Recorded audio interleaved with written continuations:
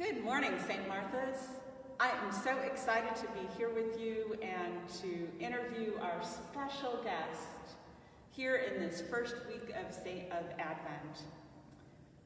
Our special guest, if you haven't figured out, is St. Nicholas, the real St. Nicholas. He's here today to tell us a little bit about who he is and where he's from. So why don't we start with that first question, St. Nicholas, where are you from? Well, thank you, Mother Emily. I was born in a town of Patara in Asia Minor a long time ago. And now that is currently the country of Turkey, and it's down on the very southern middle part of Italy, or middle part of Turkey. Wow, I thought a lot of us didn't know that the real St. Nicholas was originally from the country we now know as Turkey. So how old are you, if you don't mind sharing that with us? Well, there's a little bone of contention about exactly how old I am, but according to my calculation, I'm 1,745 years old this year. Well, you don't look a day over 1,744 years old. So when do scholars think you were born? Well, they estimate between 250 AD and 300 AD. So I kind of picked in the middle of that, and we hope for the best. Yeah. But what's a year or two, so.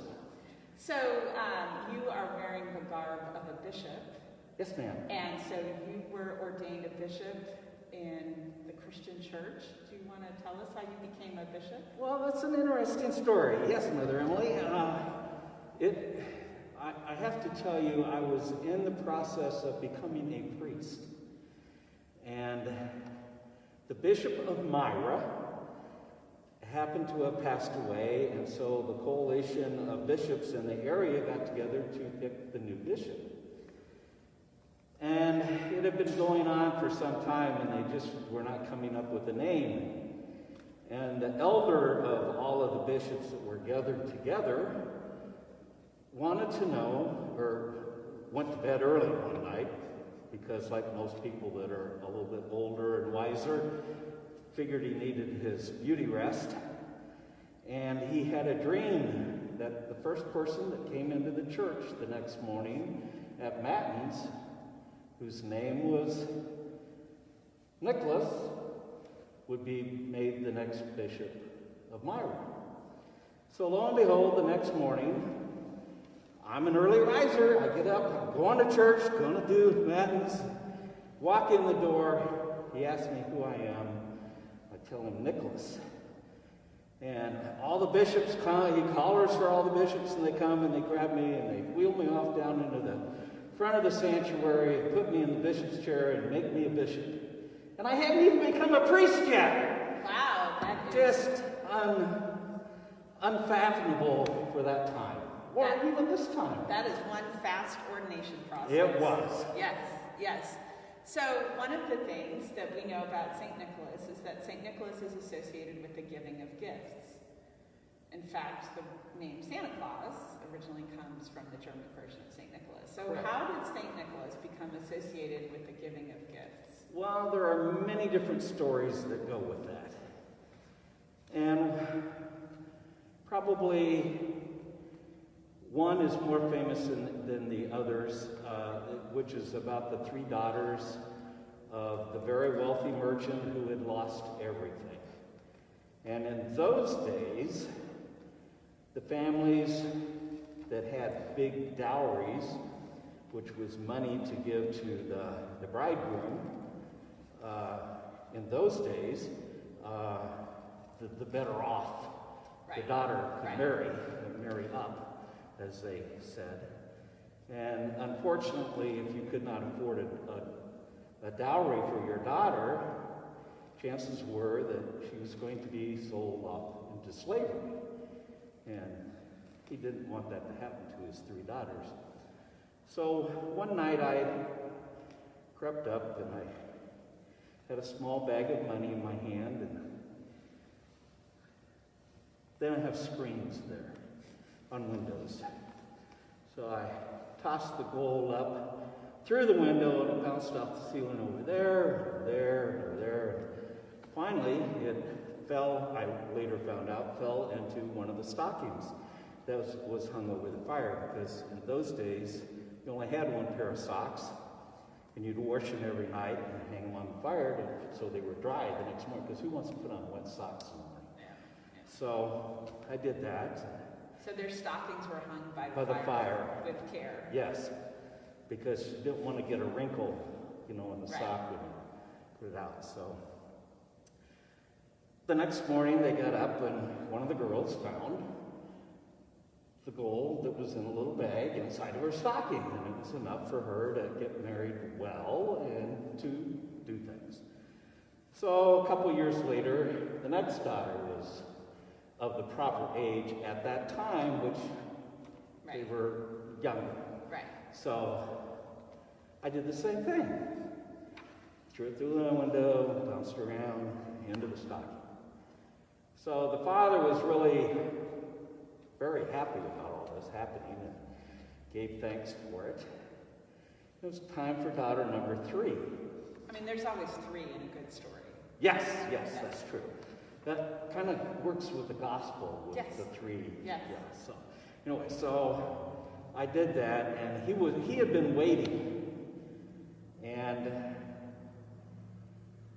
I'm not a fast runner, and he caught me, and he was giving thanks to me, and I told him, don't do that. Give thanks to God. It was all God's doing.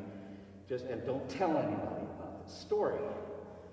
But now you know the story, so the story got out. Another story that goes with the deal of giving is when I was small, before my parents had passed away, I had every toy, the finest clothes, you name it, I had.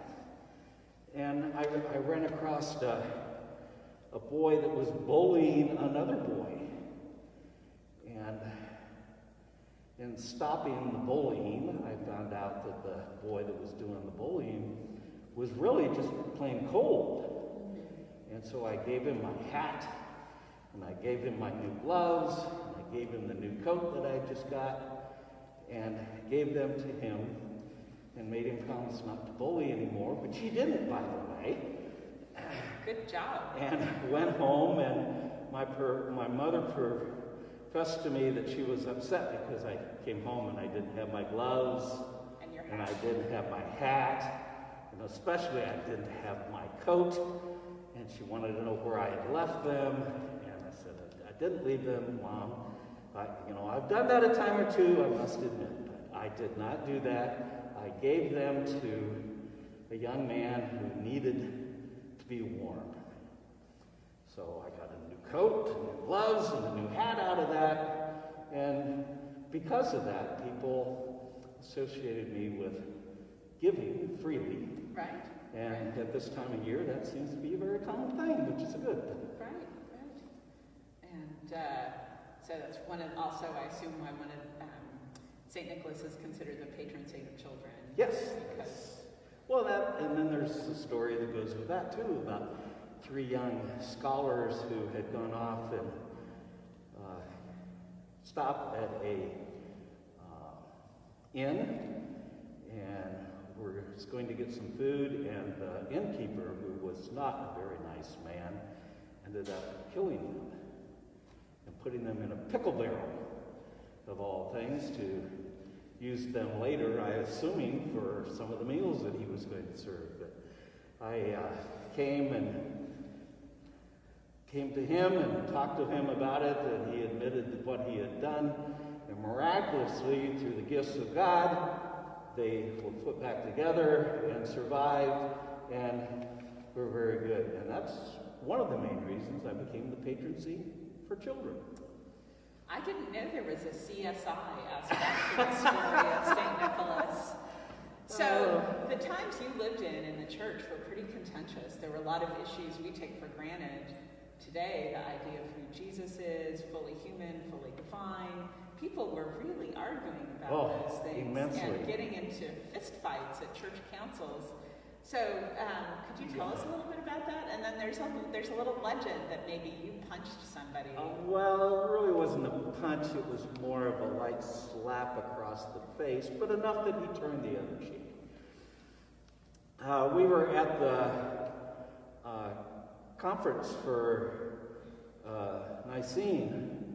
And by the way, that was the very first liturgical conference that they had of all of Christendom. And it was basically how we ended up with the Nicene Creed. That we say on Sunday mornings. That's right. So, and we met our differences, and I got in trouble, and I was asked to give up my bishop seat, and lo and behold, I got that back because a vision of Jesus and his mother Mary that came, she brought me the Gospels, and he brought me my clothes back to make me a bishop again, and because of all that, I retained my seat in Myra as Bishop of Myra. You've been pretty fortunate in the vision department. Yes, I have. So what are some of the traditional gifts that people give each other on St. Nicholas Day, which, if you all don't know, is actually December 6th. This year that falls on a Sunday. Yeah. So usually the night of December 5th, the kids put their shoes out, and usually there's oranges and maybe walnuts. Sometimes there are other candies or cookies that are also put into the shoes. And that's basically how it started. And it really started with French nuns that started doing that. And it just it caught on in a lot of places. And so a lot of places did that. So and it was always good, wholesome food that was done, not burnt stuff or anything like Right. that. So. I mean, chocolate coins. Well, yeah, but that came later, and as the years grew on, and people really got accustomed to getting that on Christmas and at St. Nicholas Eve. So. Yeah, that's how my father, who lived in a number of countries in Europe in his childhood, put chocolate coins or chocolate oranges. That was always my gift that he always gave them to me on St. Nicholas Day.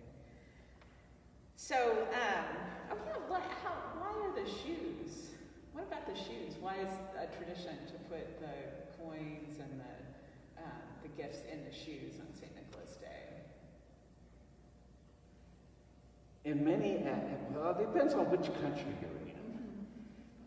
And shoes were an item to wear, and not everybody had shoes.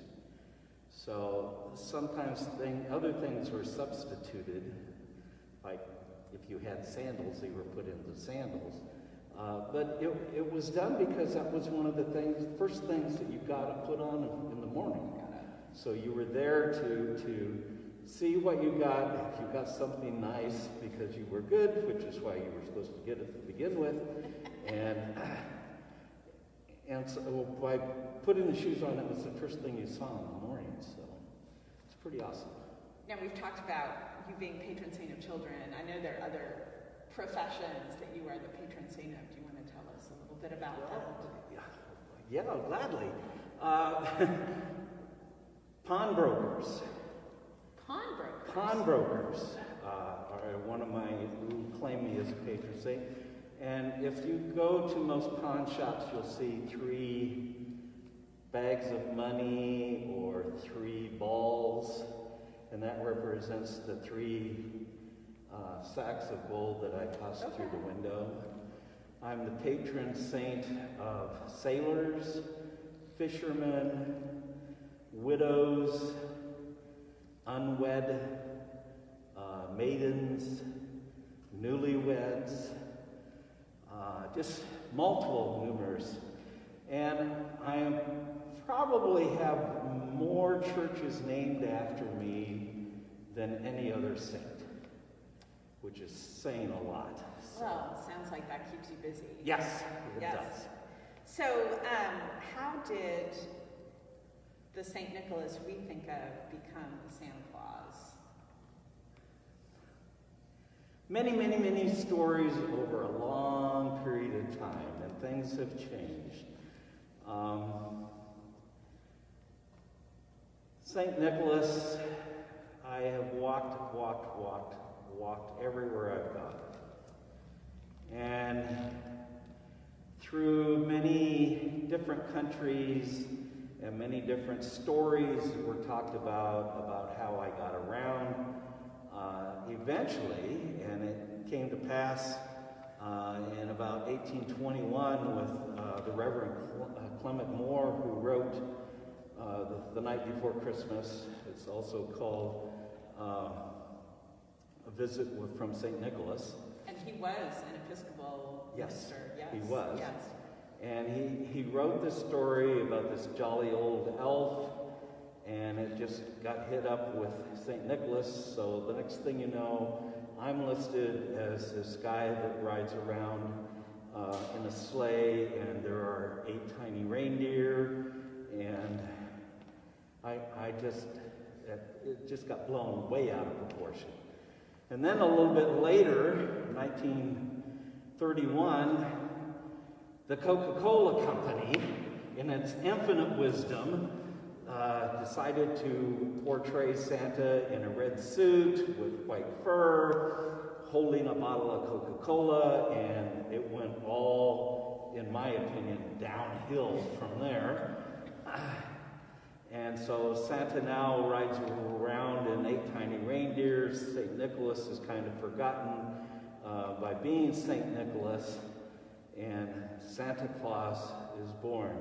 And actually, it's real interesting because Santa Claus actually started out as Saint A. Claus. Right. And then became Santa Claus. Or Sant Niklaus. Yes. Yeah, in the German-speaking countries, Niklaus would be Nicholas, and so you can see how that would become Santa Claus. Very readily. Yes. So, why don't you tell us a little bit about what you're wearing? Well, I'm wearing my boots because it's cold a lot of places. It is December in Nebraska. Yes. Yeah. And I'm wearing a white elb, which is like a coat that I wear. And to hold that together, I have my cincher. Okay. And I have red because red was the festive color of the day at my time. Yes. And I have my stole.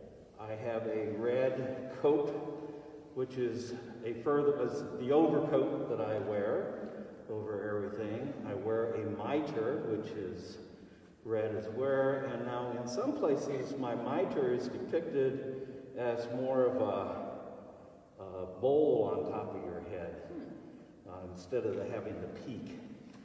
And I have my closure with me, which, as all bishops carry with them, is to remind everybody that I am the shepherd for the flock. Right. And I have a pectoral cross to remind me of Jesus Christ and why we're here.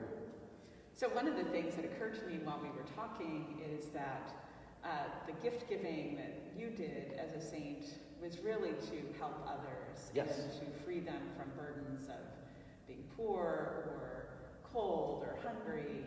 And perhaps as we get closer to the Feast of Christmas, thinking about what St. Nicholas would have taught people about gift giving is important to remember. Very much so.